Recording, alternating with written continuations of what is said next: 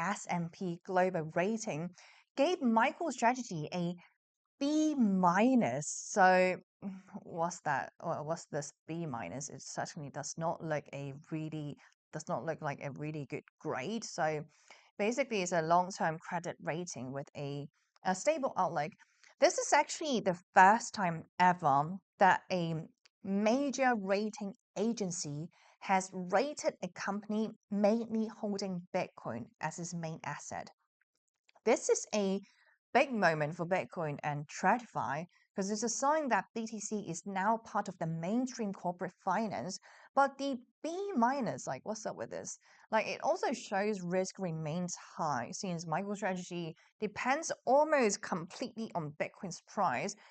Right now, let's take a look at how many Bitcoins MicroStrategy is holding. So they are holding 640,000 BTC, so that's a lot of BTC, and an average price of $74,000 per BTC. So it's worth like more than $70 billion with about $8 billion in debt. So why is this rating matter so much? Because like I know a lot of you guys are from crypto world or from the Bitcoin world, so we might not know the TradFi world that much. But this rating is important because it gives Bitcoin a seat at the Wall Street table. Is again validation for Bitcoin.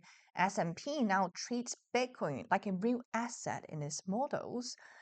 This could make other companies more confident about adding BTC to the balance sheet, and also many investors on Twitter call it the start of the institutional era, like pension funds and big investors can now look at BTC treasury companies more seriously.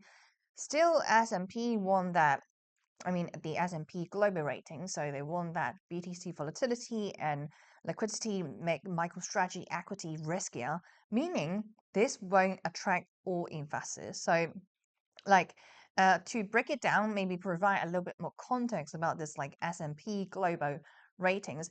This is actually one of the big three rating agencies, along with Moody's, along with Fitch. So it rates how likely companies or governments or projects are to pay back their debt, kind of like a credit score, but for big organizations. So the rating goes from, of course, like triple A to triple B being medium, and then we have double B and then triple C, and D stands for default. So B minus right here, it means high risk but not collapsing. There's still a stable outlook, means like S&P doesn't expect big changes soon. And they have actually rated a lot of like companies. So if we look at the track record, they rated MicroStrategy with a triple A reaffirmed in 2024. S&P has assigned a stable outlook. Its ability to maintain this top rating is due to its strong market position and diversified income streams. And then we have another triple A for Johnson & Johnson, reaffirmed in 2025, also with a stable outlook. S&P noted that while recent acquisitions have increased the company's long-term debt, Johnson & Johnson has strong levers to quickly reduce leverage and maintain a robust financial profile. And of course, there are Alphabet, so Google, and then with AA+, we also have Apple, Amazon, even JPMorgan Chase, but AA minus, so that's interesting. All right, so of course, higher ratings, it means like cheaper borrowing and um, more investor confidence.